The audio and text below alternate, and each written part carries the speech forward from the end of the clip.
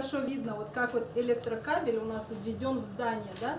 То есть даже если бы не нужно было проводить там несколько экспертиз, невооруженным глазом видно, как эта работа была сделана халатно изначально.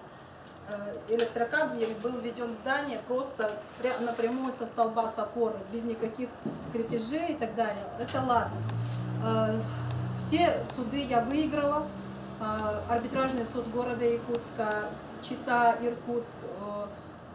Иск мой был удовлетворен. С тех пор прошло 3 года. А вот и ныне там, как говорится. Свыше 3 миллионов задолженность у Богатырева ООО «Сервис Энергосбыт».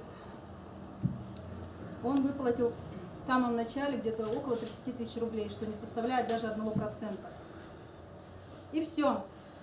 Судебные пристава на сегодняшний день закрыли дело, сказали, что с него взыскивать нечего. Человек сидит, работает там, продолжает прекрасно работать, собирать деньги за электроэнергию. Каждый киловатт он накидывает свой.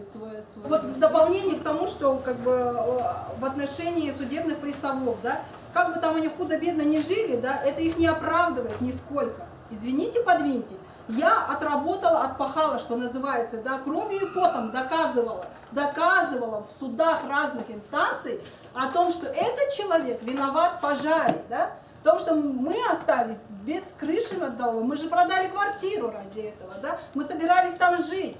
В итоге получилось, у нас все сгорело, я с 3 детьми, включая ребенка-инвалида, остаюсь буквально вот так вот под небом, потом мы скитаемся по съемным углам, а потом же эти кредиты платить надо, и это еще восстанавливать здание, опять в долги надо влезать, это вообще кошмар какой-то, через что мы прошли.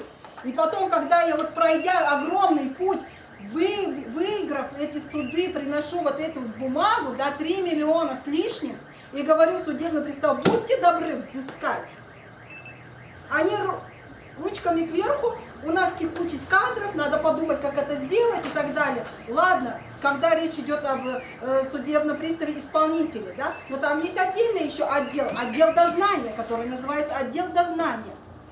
Материалы дела туда переходят, когда принимается решение о возбуждении уголовного дела за неисполнение, за невыплату и так далее. Да? Почему-то алименщиков и бабушек, которые за кредит там 100-200 тысяч задолжали, ловят сразу, бедных приходят там с давлением, допрашивают и так далее. А человека, вот этого Богатырева, бизнесмена, который сидит у себя в офисе прохладненько под кондиционером работает, они привести в офис к себе и не могут привести, что называется, заставить его подписать бумагу. Он является, помимо этого, кем там он у нас является, то сейчас скажу точно.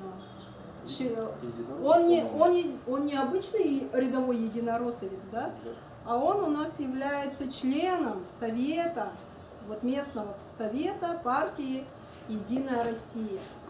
То есть он заседает у нас тут в мэрии, в здании мэрии, по сути, да, на их собраниях. Вот. Руководство «Единой России». Не хотите что-нибудь сказать? Да, и руководство «Единой России». Особый привет, большой и пламенный. Пожалуйста, поговорите со своим коллегой, соратником по партии, да, чтобы он привел в порядок все свои дела, все свои долги подмел и так далее. Потому что я молчать не буду. Все. Я долго молчала, 3 года я старалась сделать так, чтобы тихо, молча разрулить всю ситуацию. Этого не произошло. Воронка открылась, я буду идти дальше. Надо будет, я петиции напишу, надо будет до Путина дойду, до куда угодно дойду, только чтобы я получила свои законные деньги.